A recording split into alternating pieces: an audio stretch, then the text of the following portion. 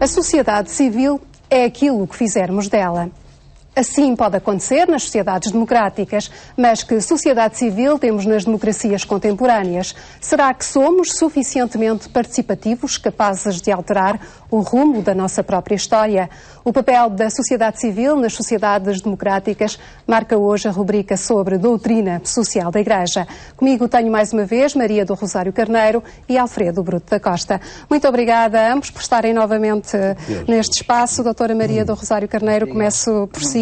A democracia abriu portas à participação do povo, da sociedade civil nas decisões. A nossa sociedade tem feito bom uso desta participação?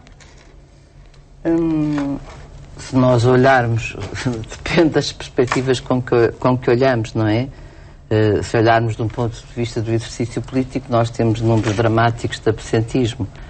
Mas também se olharmos números relativos à participação voluntária das pessoas, nós também continuamos a ter números dramáticos na redução desta participação voluntária na construção da sociedade. Onde diria que nós não fazemos bom uso da liberdade que temos e daquilo a que somos convocados. Porque todos nós somos artífices da sociedade em que vivemos. Demitimos-nos um pouco dessa participação? Demitimos ou somos convidados a demitir ou não somos convidados a participar. É uma situação que é um pouco complexa. Nunca é boa ideia encontrar um modo de análise das coisas dizendo que há um culpado, nomeadamente no que tem a ver com os comportamentos humanos. As pessoas, para participarem e para se sentirem cumpridas a tal, têm que ser livres naturalmente, e esse é um pressuposto básico das sociedades democráticas. Mas a liberdade, ela própria, também tem contornos de uma enorme complexidade, porque a liberdade requer que se seja informado e que se seja educado e que se tenha rendimento suficiente para se exercer esta liberdade e não se estar dependente. Portanto, recaímos sistematicamente em valores que são cruciais no desenvolvimento da justiça, que é a garantia de que todos têm as condições necessárias para um exercício e para uma realização plena da sua dignidade. E essa dignidade, essa realização plena, requer também participação. E se não houver participação solidária de todos, não individualista, não numa perspectiva individualista, isto tem a ver muito com estilos de vida,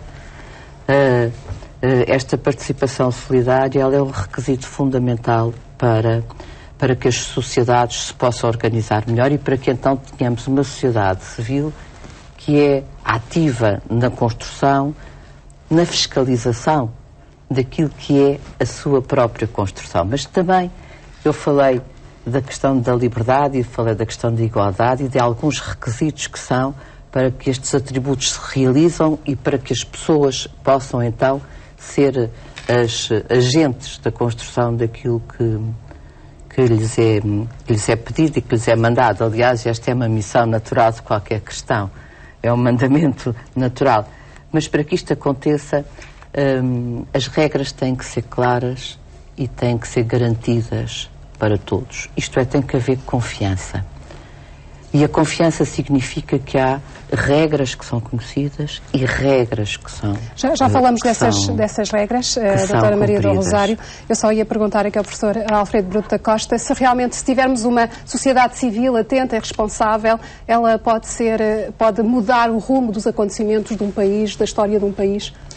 Pode, e eu queria chamar a atenção para aspectos importantes da sociedade civil. Em primeiro lugar, nós temos em Portugal alguns aspectos da sociedade civil bastante desenvolvidos. A doutora Maria José já aqui tem 8 anos. Mas temos um subaproveitamento da sociedade civil em 2 aspectos importantes. Primeiro, em representação dessa sociedade a nível institucional. Primeiro ponto, nós temos pouquíssimas, a nossa Constituição só tem um órgão de representação, digamos assim, da sociedade civil, com intervenção num processo político nacional. Só um órgão, que é o Conselho Económico e Social, que é muito incompleto, mas está ali um sinal. O segundo aspecto em que a sociedade civil é pouco aproveitada é o seguinte, é que muito daquilo que a sociedade civil faz, sobretudo quando está organizada, e esse aqui é um ponto, tem uma dimensão política muito importante. A vida dos sindicatos, a vida das associações patronais, a associação dos consumidores, etc., tudo isso, embora não seja dentro do esquema político, tem uma dimensão política muito importante. E aqui põe-se o problema de saber até que ponto os órgãos públicos aproveitam ou não esse manancial de aspiração, da expressão da sociedade através dos órgãos da sociedade civil para tomar decisões mais corretas. Mas se não aproveitam, também há um mau funcionamento da democracia. Exatamente. Daí que a sociedade civil, a intervenção da sociedade civil aparece como uma componente participativa para completar a nossa democracia, que é representativa. Portanto, não se trata de substituir a democracia representativa por uma democracia de toda ela apenas participativa, mas de completar a democracia representativa com uma componente participativa. E aqui põe-se o problema da legitimação. Não basta a um governo ou órgãos públicos serem eleitos democraticamente. Depois põe-se o problema de saber como é que exercem o poder. E no modo de exercer, a legitimação ou a legitimidade das decisões também tem a ver com o grau de participação que a sociedade como um todo teve ou não na definição destas decisões. Mas eu penso também há um ponto que era interessante adicionar-se a este, que é o princípio da subsidiariedade. Claro. Porque este é o outro lado.